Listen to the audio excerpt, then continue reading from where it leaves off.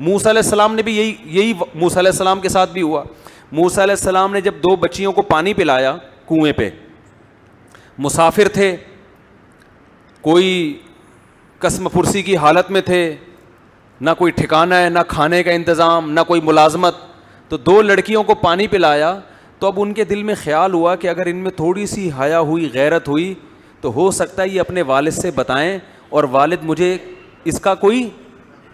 اس کی اجرت دے دیں, پیسے دے دیں. بہت اہم ٹیکنیکل پوائنٹ ہے, اس کو سمجھیں کہ ہو سکتا ہے ان کے ابا میرے لیے کوئی پیسوں کا اجرت دے دینا کہ تم نے میری بیٹیوں کی خدمت کی ہے.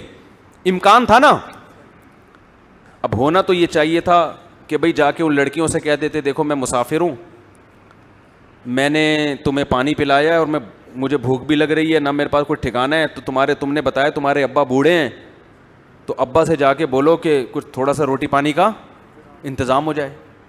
ہونا تو یہ چاہیے تھا نا. لیکن موسیٰ علیہ السلام نے ایسا بولو نہیں کیا. کیوں؟ اس لیے کہ اس سے یہ میسج جاتا کہ لیبل خدمت کا ہے مگر اس کے پیچھے اپنا مفاد ہے. 2 پوائنٹ ہیں, بس یہ بات کر کے بیان ختم کرتا ہوں, بہت اہم پوائنٹ ہے. دیکھو موسیٰ علیہ السلام جب گئے نا ان لڑکیوں کے ابا سے ملے, بعد میں جا کے ابا نے کہا کہ آپ 10 سال بکریاں چراؤ, یہ خدمت آپ کرو گے, اس کے بدلے میں میری بیٹی آپ کے نکاح میں.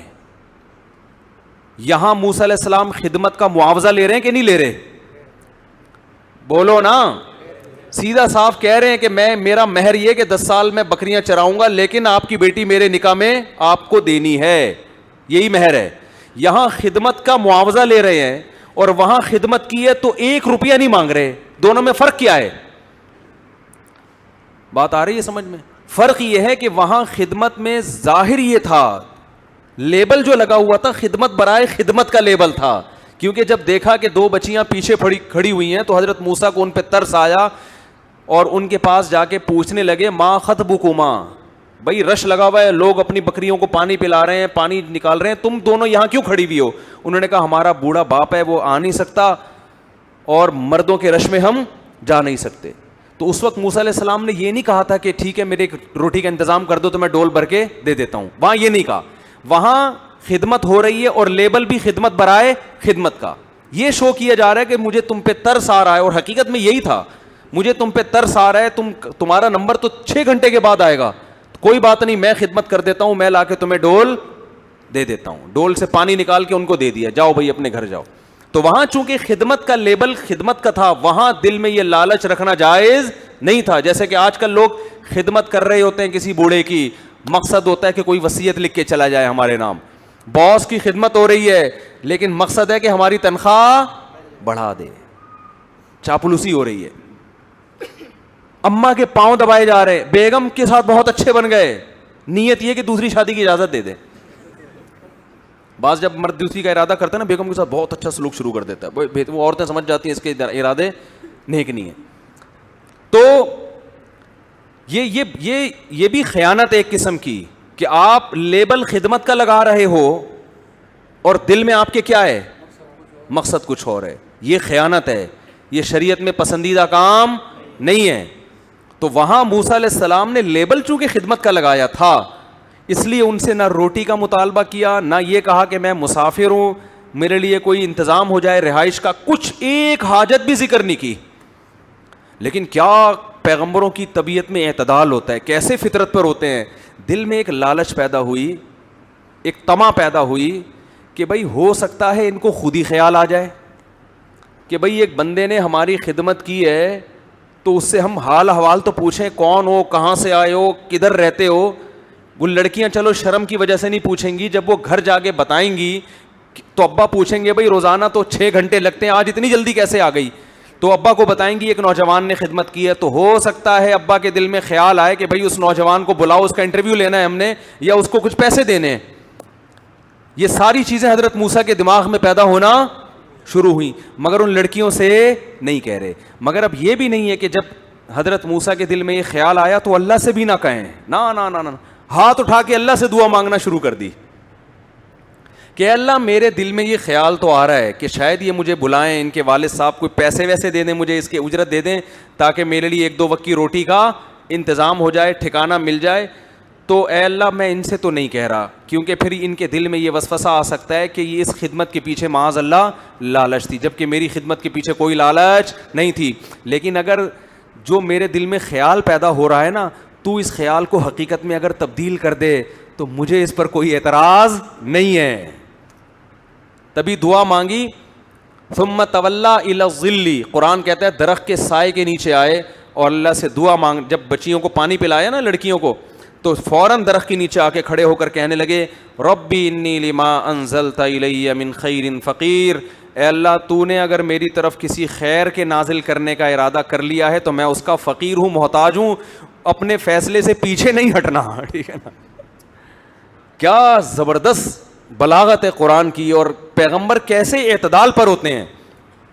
اللہ سے مستغنی, آپ نے بھی اگر کسی کی خدمت کی نا اور آپ کو یہ خیال آ جائے کہ شاید پیسے دے دے اور آپ محتاج بھی ہو, اس سے نہیں مانگو, مگر اللہ سے کہہ سکتے. اللہ سے آپ ضرور کہو, اللہ سے تھوڑی مستغنی ہے. تو اللہ نے آپ کی دعا ایسی قبول کی کہ ان کے والد نے تو کہا تھا, بچیوں کو بھیجا کہ جاؤ اس نوجوان کو ہم اجرت دینا چاہتے ہیں. والد بھی یہی چاہتے تھے ان کو اس کے پیسے دیں, غیرت مند تھے نا کہ بھئی ایک نے خدمت کی, اگرچہ بغیر اجرت کی ہے, لیکن ہم بغیر اجرت کے خدمت نہیں لیتے, ہم معاوضہ دیتے ہیں. یہ غیرت مند ہونے کی علامت ہوتی ہے. اور جو بے شرم ہوتے ہیں ایک نمبر کے, وہ مزدوروں سے ڈبل کام لیتے ہیں اور پیسے جو اس کی اصل بنتی ہے نا وہ بھی کم وقت 2 مہینے ڈیلے کر دیتے ہیں. ایسے بھی مارکیٹ میں آپ کو بے شرم ہول سیل کے حساب سے ملیں گے. ادھر موسیٰ علیہ السلام کے جو سسر تھے وہ فری کی خدمت کے بھی کہہ رہے نہیں, فری میں نہیں بلکہ اس کا معاوضہ دوں گا. اور یہاں پہلے بتاتے ہیں تمہاری یہ دہاڑی ہے, کام اس سے زیادہ لیتے ہیں اور ٹائم پہ اجرت نہیں دیتے. تو یہ غیرت کے بالکل الٹ ہو گئے کہ نہیں ہو گئے؟ تو اب بتاؤ کون سا اچھا ہے, بے غیرت بننا اچھا ہے یا غیرت والا بننا اچھا ہے؟ جب غیرت والے بنو گے نا تو اللہ کے وہ معاملات ہوں گے جو موسیٰ علیہ السلام کے ساتھ ہوئے اور ان کے سسر کے ساتھ ہوئے. پھر غیب سے اللہ کی مددیں ایسے ہوتی ہیں. تو حضرت موسیٰ علیہ السلام گئے ہیں, ان لڑکیوں نے کہا کہ بھئی ہمارے والد آپ کو اجرت دینا چاہتے ہیں. اور وہ اجرت جب پورا انٹرویو ہوا تو حضرت وہ جو انہوں نے تو کہا میں اپنی ایک بیٹی آپ کے نکاح میں دینا چاہتا ہوں. پورا گھر کا انتظام ہو گیا کہ نہیں ہو گیا بھائی, شادی بھی ہو گئی, ملازمت بھی مل گئی, بھی بکریاں چرانی ہے, کھانے پینے کا بھی انتظام, بیگم بھی مل گئی, مسافر کو اور کیا چاہیے بھائی, سارے انتظامات ہو گئے. کیوں؟ دعا بڑی تگڑی مانگی تھی. تو میری بھی یہ عادت ہے, مجھے بھی کبھی کہیں کچھ ایسا امید ہو نا کسی بھی معاملے میں, تو میں یہ دعا لازمی پڑھتا ہوں, ربی انی لما انزلت الی من خیر فقیر. اس کو یاد کر لیں, کہیں آپ کو امید ہو نا کہیں سے کچھ ملنے والا ہے آپ کو, تو آپ اور اس سے کہنا نہ چاہ رہے ہو آپ, تو پھر اس سے نہ کہیں, لیکن اللہ سے, اے اللہ اگر اس کے دل میں خود ہی خیال آ جائے تو میں تیری رحمت کا بہرحال محتاج. تو بات کو سمیٹتا ہوں یار, کہاں سے کہاں چلے گئے. آج تو میں نے مختصر بیان کرنا تھا, بہت ہی لمبا ہو گیا. تو میں یہ عرض کر رہا تھا کہ داؤد علیہ السلام کو اللہ نے نعمتیں دی اور فرمایا کہ شکر گزار لوگ تھوڑے ہی ہوتے ہیں. جو تھوڑی چیز ہوتی ہے اس کی قدر ہوتی ہے نا, تو ہمیں بھی اللہ سے دعا مانگنی چاہیے, اللہ تو نعمتیں دے مگر تکبر نہ ہو. تو قوم عاد اور قوم سمود کا مسئلہ کیا تھا؟ پیٹ بھرے ہوئے تھے اور قد لمبے لمبے, صحتیں بڑی خاندانی رکھی ہوئی تھی, تو ان کو پیغمبروں کی باتیں سمجھ میں نہیں آئیں. تو اللہ نے ان دونوں قوموں کو جو ہلاک کیا بہت ہلکی چیز سے, آواز سے ہلاک انسان آرام سے ہوتا نہیں, بڑے بڑے دھماکے ہوتے ہیں, بہت بڑا دھماکہ ہوگا تو کان کے پردے پھٹ جائیں گے. لیکن اللہ کہتے ہیں ہم نے فرشتے کو حکم دیا, زور سے چیخ مارے اور ان کے کلیجے پھٹ جائیں. آواز ہلکی چیز ہے. تو اللہ نے یہ بتانے کے لیے کہ تم جو اپنے قد کاٹ پہ ناز کرتے ہو نا, تم ہمارے فرشتے کی آواز کے سامنے نہیں ٹھہر سکتے, جو اتنی ہلکی چیز ہے. اور قوم عاد کو تباہ کیا ہوا سے. ہوا بھی بہت ہلکی چیز ہے, ہوا بھی بہت طوفانی چلے گی تو پھر بھی مرتے نہیں ہیں لوگ اتنے آرام سے. لیکن اللہ کہتے ہیں ہم نے قوم عاد پر 6-7 دن اور 8 راتیں جو ہوا مسلط کی ہے, اس 7 لیال و 8 ایام, 7 راتیں اور 8 دن جو ہوا مسلط کی ہے, تو فطر القوم فیہا سرعا. اے مخاطب اگر تو اس منظر کو دیکھتا تو تجھے ایسا لگتا, سرعا عربی میں کہتے ہیں جو پہلوان جس کو پچھاڑا گیا ہو رنگ میں, پہلوان کو گرانا آسان کام نہیں ہوتا, اس کو اٹھا کے پٹکا جاتا ہے, اسی جیسا پہلوان. تو اللہ کہتے ہیں تو اس قوم کو اگر اس منظر کو دیکھتا نا, 8ویں دن جو ان کی حالت ہوئی ہے, 8ویں دن کا جب سورج غروب ہوا ہے, تو اے مخاطب اگر تو وہاں کھڑے ہو کر اس قوم کو دیکھتا, پہلوان ہیں جن کو اٹھا کے پٹخا دکھ گیا ہے, کأنہم اعجاز نخل خاویہ, جیسے کھجور کے درخت ہوتے ہیں نا, باغات ہوتے ہیں, اور ان کو جڑوں سے کاٹ دیا جائے تو تنے کیسے زمین پہ گرے ہوئے ہوتے ہیں, ایسے بڑے بڑے قداور لوگ زمین پر پڑے ہوئے تھے. تو اللہ نے بتا دیا کہ انسان پہ تکبر زیب نہیں دیتا, کوئی اوقات نہیں. ہوا ہمارا بیڑا غرق کر سکتی ہے, پانی بیڑا غرق, پتنگوں کی طرح پانی میں بہتے ہیں لوگ. تو اس لیے بھائی یہ روڈ لائنر بننے کی بالکل بھی ضرورت نہیں ہے, اور زبان سے بھی کبھی ایسے جملے نہ نکالا کرو.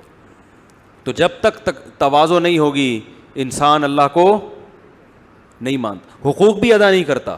جو لوگ عورت پہ ظلم کرتے ہیں نا گھر میں بیوی پہ, کیوں؟ اس لیے کہ ان کو کمزور ہوتی ہے. اکثر میں نے جو عورتوں پہ ظلم کے کیس آئے ہیں نا, یہ وہ آئے ہیں جہاں لڑکی کے بھائی اسٹرانگ نہ ہو, لڑکی کا باپ مضبوط نہ ہو. آپ کسی مضبوط آدمی کی بیٹی سے شادی کرو, پھر ظلم کر کے دیکھو, نہیں کرتے, بڑے تمیز سے حقوق ادا کر رہے. میرے پاس تو ہر طرح کے کیس آتے ہیں نا, عورتوں پہ ظلم کے جو کیس میرے پاس آتے ہیں ان میں 99% وہ عورتیں جن کے شوہر ظلم کر رہے ہوتے ہیں, جن کے پیچھے مضبوط بھائیوں کی یا مضبوط باپ کی سپورٹ نہیں ہوتی. مولانا اشرف علی تھانوی رحمۃ اللہ نے تو یہاں تک لکھا ہے کہ لڑکی کے بھائی اور باپ ہوتے ہیں نا تو پھر شوہر حقوق ادا کرتا ہے. اس زمانے میں اللہ کے خوف سے حقوق ادا کرنے والے بہت تھوڑے ہیں. ایک صاحب آئے میرے پاس, جب متحدہ کا بڑا زور تھا نا ایک زمانے میں, کراچی میں متحدہ, وہی ہر جگہ متحدہ, تو وہ اپنی بیگم کے کس واقعہ سنا رہا ہے, یار یہ میرے کیا ہے, یوں کیا ہوا ہے, خودکشی کرتی ہے, پتہ نہیں کیا کیا, بہت ہی زیادہ جب ظلم کی داستان. تو میں نے کہا یار اگر واقعی ایسا ہے, مجھے نہیں پتا حقیقت میں ایسا ہے یا نہیں, تو پھر تو علیحدگی اختیار کر لینی چاہیے. اس نے کہا متحدہ کا, لڑکی کے بھائی متحدہ کے ہیں, 90 پہ بیٹھتے ہیں. میں نے صبر کرو بھائی. لڑکی کے بھائی, اس نے کہا کہاں کے ہیں, 90 میں اٹھنا بیٹھنا ہے. میں نے کہا پھر صبر کے علاوہ کوئی آپشن. تو عورت مضبوط ہے تو میاں کا جنازہ نکال دیتی ہے, آدمی مضبوط ہے تو بیوی کو لفٹ ہی نہیں کراتا. تو یہ چل رہا ہے, 99% ایسا ہی ہو رہا ہے.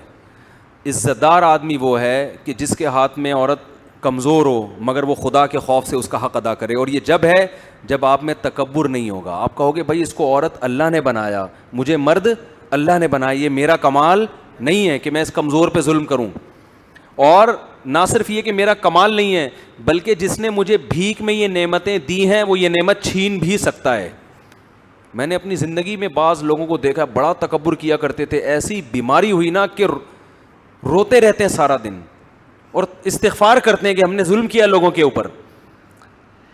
تو اس لیے بھائی نہ کبھی زبان سے ایسا بڑا جملہ نکالے انسان, اور نہ کبھی اپنے سے کمزور کو اپنے سے کمتر سمجھے. اور یہ استحضار رکھے, استحضار کہتے ہیں ہر وقت ذہن میں یہ بات حاضر رکھنا. اس کو استحضار کا لفظ تھوڑا آج کل مشکل ہے نا, بہت سے لوگ سمجھتے نہیں ہیں. یعنی ہر وقت دماغ میں یہ چیز رکھنا کہ یہ سب نعمتیں کس نے دی ہیں, اللہ نے, اور اسے چھیننے کی طاقت بھی ہے. صرف اتنا کافی نہیں ہے کہ دی ہیں, بلکہ یہ چھین بھی سکتا ہے, تو کسی بھی وقت چھین سکتا ہے. تو یہ چیز جس میں پیدا ہو گئی وہ انشاءاللہ لا مذہب نہیں بنے گا, وہ خدا کا باغی نہیں بنے گا. اور جس میں یہ صفت پیدا نہیں ہوئی وہ متکبر بنے گا, اور تعلیم یافتہ ہونے کے باوجود وہ خدا کے قریب جانے کے بجائے خدا سے دور ہوگا. اللہ تعالیٰ سمجھنے کی عمل کی توفیق عطا فرمائے.